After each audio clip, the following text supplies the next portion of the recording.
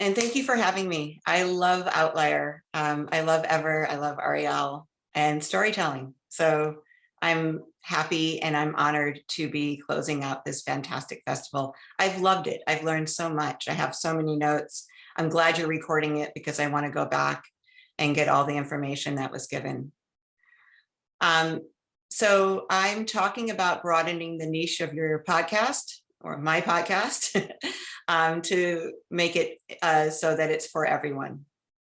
And I'm going to start off with about a couple months ago, I was giving a talk at another podcast conference, and the speaker ahead of me literally ended her talk by saying, if your podcast is for everyone, that means it's for no one.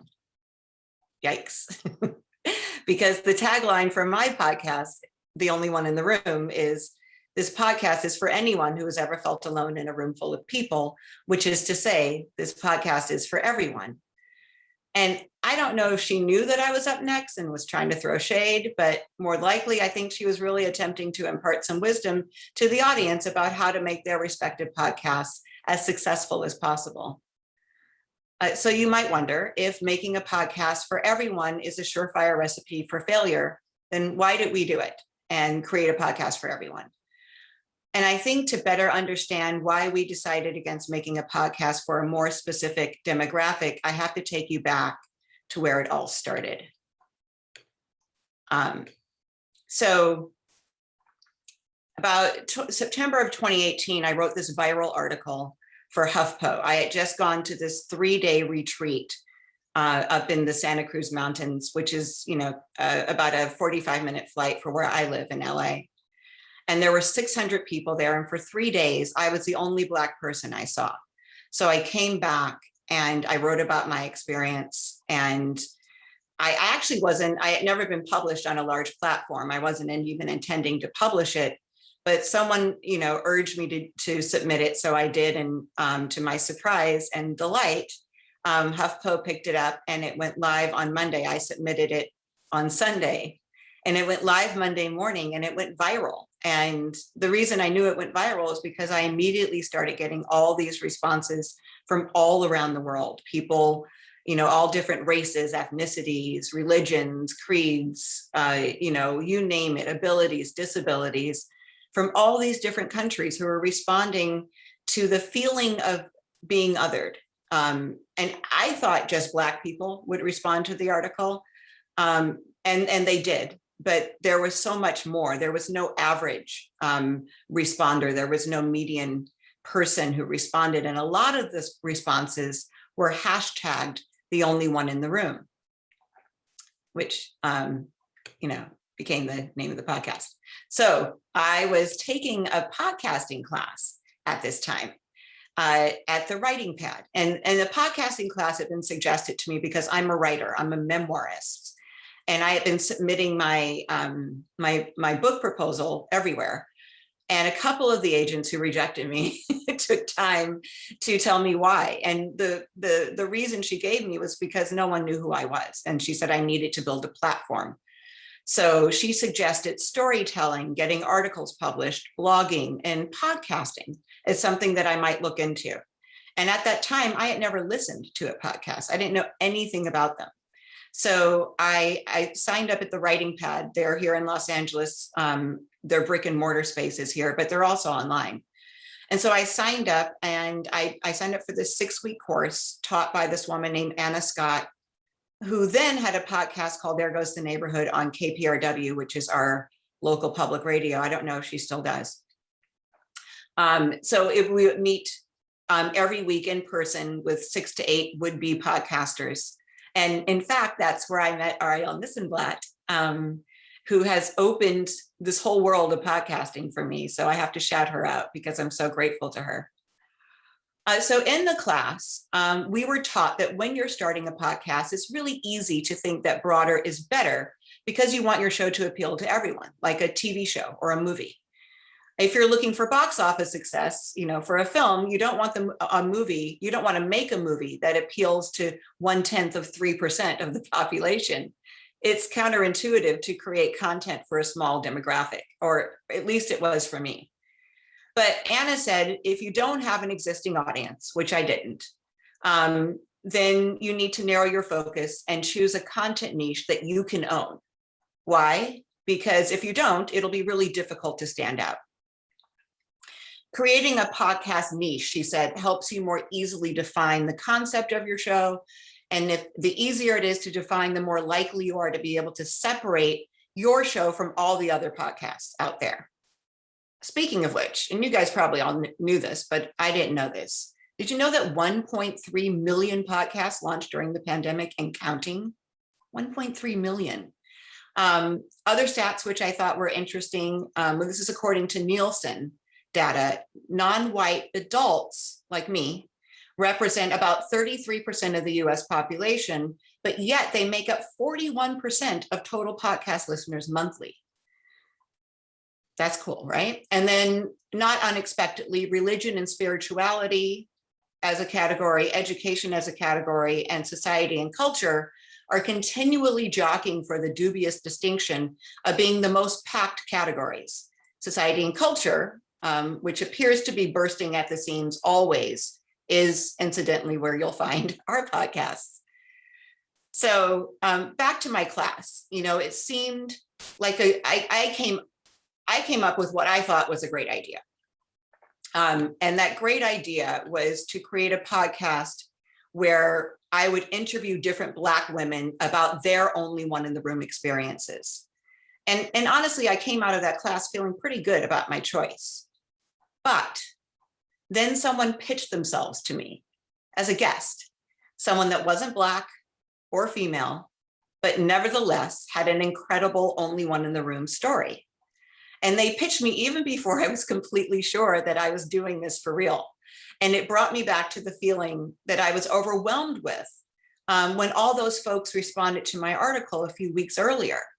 Again, these were people from all walks of life. So Scott Slaughter, he's my boyfriend, and you're going to hear his name a lot because he's also my co-host and my producer. So Scott Slaughter agreed to come on and be the producer and co-host for this podcast that I was hatching in my head. And so one day before, we got into it, we were having one of those like really delicious daydreamy conversations about our audience, like who it would be creating this podcast for. And, the conversation kind of drifted from, just for the Black women that we were thinking about, to broadening the reach of this niche, Black women telling their stories. And it wasn't long after that something clicked into place for me. And it wasn't so much that it felt misaligned to create a podcast specifically for Black women who identify with feeling like the only one in the room. And yes, let's please tell those stories too. But what about the people that don't look like me that felt like I did at that retreat? As an inclusionist, which is how I identify, I really felt like it made sense to make something that could include everyone, something that everyone could relate to.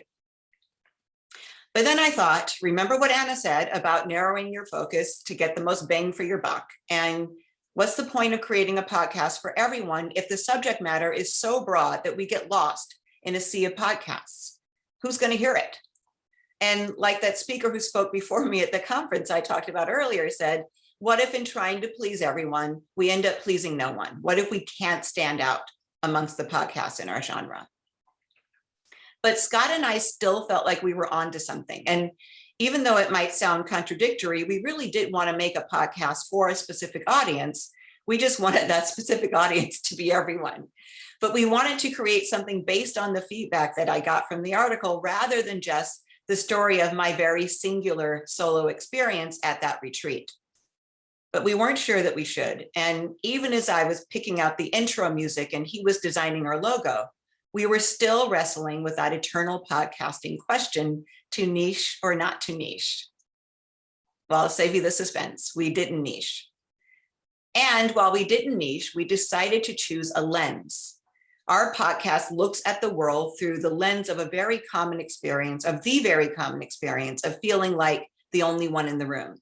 Every season, we're discussing a wide variety of topics, but in a way that everyone can relate to, in a way that hopefully gives people a reason to listen. So here are some examples of our story, so that to give you an idea of what I'm talking about. We have the only Black man in the writer's room. That's Jay Connor. I don't know if he's here today, but he's amazing. And then we have the only mom who doesn't want to stay home with her kids. That's Mia Hempstead. She's one of our earlier episodes this year. The only African-American full-face transplant recipient and the oldest full-face transplant recipient. That's Robert Chelsea. We had him on. He was actually the start of our season. The only trans dad of 5. That's Nick North. He's our season finale this year. Season 9. The only one who is adopted. That's episode 1, season 1, Laura House. The only sober mom in the room. The only Hispanic conservative in the room, and that's Ever. I love his episode. Please listen to it. The only white father of an adopted Black daughter. The only Asian American aboard a naval warship. The only gay NFL player, the only sex surrogate in the room, the only one who gets paid to humiliate men. Yeah, that's an interesting one. So all these people have felt or feel like the only one in the room, all very different people in stories, all very different circumstances, and all very much the same feeling. So after we launched our podcast and we're sending it out into the world, Scott, who was busy building our website and watching trends and downloads and demographics, he observes something pretty phenomenal is happening. Each time I write an article or wrote an article or gave a talk, it drove traffic to the podcast and to the website. And so it was then that we realized that the only one in the room wasn't just a hashtag or the name of our podcast. It's not even just our IP, which we own. The only one in the room is now our brand. And since, hell yeah, we want to monetize the podcast, we realized that we needed to sell the brand. So I write articles on race and inclusion, which is part of the brand. I try to create as much content on a regular basis, at least one piece every 2 months somewhere, even if it's just on my blog. And then in the past 2+ years, I've had 7 viral articles on race published in HuffPo, which is a platform viewed by millions of people. And he's right, Scott's right. Each one of them drives visits to the website and to the podcast. Each time I publish something, we get more loyal listeners. So, sorry, just going to change my slide here. And the benefit of building our brand this way has led to multiple speaking gigs, which was unexpected for me, at conferences and festivals and colleges. It's led to my being interviewed on television and several other podcasts to talk about being the only one in the room. And then 3 weeks ago, a wealth management company contacted me. 2 members of their DEI division, that's diversity, equity, and inclusion, they were fans of the podcast, 2 random women I've never met. These women were putting together a conference for one of the largest wealth management companies in the world. And they were randomly fans of the only one in the room. And they fought for me to come and speak at their women's summit. And so right away, I texted this other podcaster when I got the offer, this woman who does a lot of public speaking. I wanted to talk to her before I responded to them. And I said, what should I ask for? And what types of questions should I have prepared for them? And I bring this up because this is something I wanted to take a moment with. I have found the podcasting community to be incredibly supportive and generous. I haven't connected with anyone over these past couple of years who's been stingy with their access or their resources. Everyone is so down to lift their fellow podcasters up. And that's yet another benefit to having joined this rapidly growing, but still exclusive club. More than any other industry I've ever been a part of, we are so happy to lift each other up. So I took her advice, and 1 week later found out that I got the gig. And 2 weeks ago, I did a 10-minute talk for 12,000 people. And the subject was being the only one in the room. And it came right on time because we've just passed our 2-year mark. And I'll tell you why that's significant. So Jay Connor, who I mentioned at the top, he was the only Black writer in the only Black man in the writer's room. He's a podcaster. I'm sure you know who he is. He has the Extraordinary Negroes, which continues to be on everybody's best of list. I'm so jealous. And he puts on an event called An Extraordinary Evening for Podcasters of Color. I met Jay through Ariel, who I told you also at the top is a great connector. And so he generously met with Scott and I and kind of told us / warned us that we'd be looking at about 2 years of investing in the show before we started seeing returns. 2 years. That's a lot of time. That's a lot of money. That's a lot of work. That's a lot of keeping our hopes high, but our expectations low. And, you know, Scott and I had this idea that we didn't want to just record anything just to put a product out there. We really wanted whatever we made to sound top notch. We wanted the artwork and the logo to be professional and eye-catching and memorable. We wanted to captivate people. You know, we want them to get lost in our stories and not be distracted by glitchy or tinny audio or bad ad copy or clumsy editing. And people tell me all the time how much they enjoy the professional sound, the music, the layering, how the show is put together. Our guests tell us how much they appreciate the care we take with them, the sound checks we do, the photos Scott takes of them, the video on our YouTube page, the postables we send them on release day for social media so they can just copy and paste. They don't have to type anything out. So before the pandemic, we recorded everything in studios, which is unbelievable to me. But yeah, these were studios that we rented by the hour, that came with an engineer that we paid for.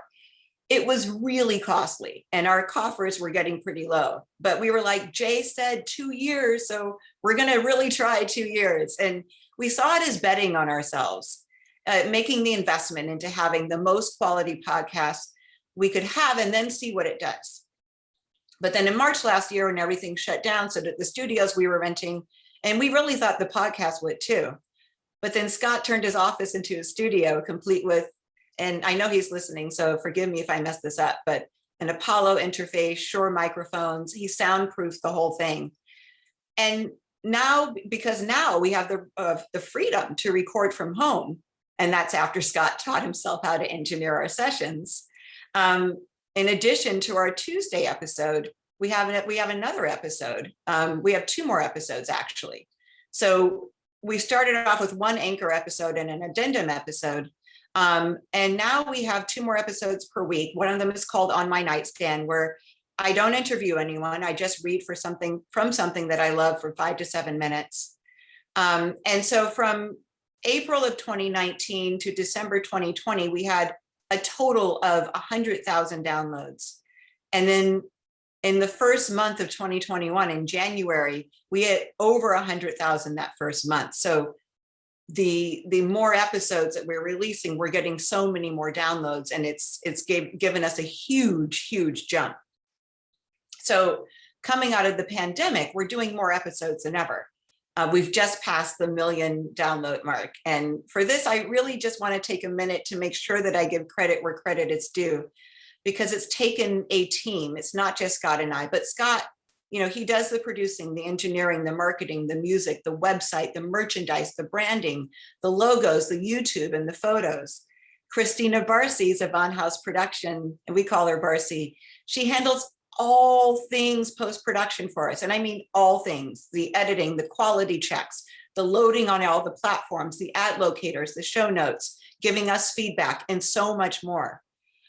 There's Gogo Zoger. She started off as an intern. She's now our associate producer. She handles our social media, our guest relations, our sound checks, remote recording, logistics, drop day letters, etc. We have 2 interns that just joined the team, Jasmine Gutierrez and Subin Lee, handling newsletters, Facebook page and group. Subin Lee is handling audio video and fattening up our YouTube page. And then Brent Shaw, who handles Instagram for us. He's taken us to over 20,000 followers, which is so much more than we could have ever done. So while that speaking gig for the wealth management company is hopefully a signal of things to come, this is still a lot. We have a lot invested in it. And it often feels like we're working in a vacuum. And on those days when we're not hearing a lot of feedback, we're not seeing bumps in the website traffic or on social media, we wonder, did we go too wide? Like, sometimes I panic and think maybe we should have made a podcast about something really specific, like non-binary fly fishing guides or yurt-dwelling tantric eye gazers. I just made that up. You can use it. But also, who's going to advertise on a podcast that's meant for everyone? Like, how can our advertisers be sure they're going to reach their demo if we just say that everyone is listening? So yeah, that's a big deal. One of the things we did right after we birthed the podcast into the world was to get to know our stats. And it was suggested to us, probably by one of you, it might have even been Ever, I don't know, that we not get too discouraged when the numbers that we're hoping for, when we're not seeing those numbers. We're supposed to zero in on the numbers that we could use to our advantage. So there's this woman, her name is Ariel D. Smith. And she has a podcast called Food Truck Scholar. And it's about Black food trucks. And she talks, I've heard her talk, she talks about having a comparatively smallish number of weekly downloads, but she has a loyal following of Black food truck owners. So she was able to go out and target farms and restaurant product suppliers and anyone who wants to reach these mobile chefs. And she can solicit advertising from them. And very soon someone stepped in to sponsor her. They're called Eat Okra. They're an app that helps you locate Black food trucks, which I need to download that, by the way. Absolutely brilliant. So they're excited because her super, super niche podcast is the perfect way for them to reach this specific audience that she has in her pocket. And while I'm really excited for her and admire her because that's amazing, I'm also a little envious because we don't have a super, super niche podcast. I didn't know how we could do what she was doing. But again, it was Scott who reminded me that while the only one in the room might not be super, super niche like hers, we do have a brand. And part of that brand is me, a Black American female activist who 10 years ago created a nationally recognized diversity, inclusion, and equity board committee on which I still sit. Someone, me, who goes around the country telling my story of what it feels like to be the only one in the room. So, we have that to our advantage. So using Ariel as my inspiration, I decided to seek out local advertisers. I got in my car last year and I literally drove around looking for Black Lives Matter posters and windows. And then checked to see, on my phone, do they also have an online presence because they need to be online, because it's a global audience. And then before I had too much time to get scared, I went in and introduced myself. I handed them one of the beautiful cards that Scott had made for us on smooth, heavy cardstock. And I asked them, how are you visibly supporting Black female-owned businesses? And if they didn't have a great answer, I would follow with, you should let me talk about your product on my podcast. And I could do this confidently because I knew if they listened, they would hear our beautiful, moving, professional sounding podcast and hopefully get excited about having us talk about their products on it. Because it's a win-win, right? I get to lift up a local business. They get to visibly support a Black female-owned business. And, Scott and I really take pride in our ads too. We try to make sure they get their money's worth. We have a lot of fun writing and recording them. So yeah, speaking of ads, we do have an ad agency selling for our show, which is awesome. That's Lipstick and Vinyl. They are selling ads for our show, but they keep 30% of whatever they sell, which is, I think, standard. With these homegrown ads, the ones I was selling on my own, homegrown is what Scotty calls them, we get 100% of the revenue. And so far, a couple of them would come in, not just for a whole season, but for a whole year. We have one going into its second whole year of sponsorship. So, instead of just a spot here or there, that's steady revenue for us. So yes, choosing a niche podcast can help you more easily define the concept of your show. But I'm really glad it didn't deter us from sticking to our guns and creating the podcast that was on my heart to make. I'm sure if we had taken another route, the nichier route of only telling the stories of Black women who felt alone in a room full of people, it would have been easier to define and therefore more easily separated from the other shows that are out there. And maybe we wouldn't be crammed between the only one who's making me come and the only one I see on Apple Podcasts. That's real. But what we really learned is that despite what people tell you, there is never only one way. Our niche is broad, that is true, but we have a very narrow lens and we continue to adjust that lens so that more and more people can see themselves in our guest stories. And for team only one, and that's all of us who work on the show, it means we just have to work a little harder to stand out, but we're good with that. In fact, and I'll just speak for myself, I wouldn't trade my experience for an easier one because I love our show and I love making it. We're doing something that's authentic to who we are. And we'll continue to grow as long as we can keep putting in the work and putting it in front of people. So to the woman who unintentionally or intentionally, we'll never know, threw shade in my direction at that other conference, I want to say you might want to rethink your closing statement. If your podcast is for everyone, then your podcast is for no one, because the only one in the room is for anyone who's ever felt alone in a room full of people, which is to say that our podcast really is for everyone. Thank you.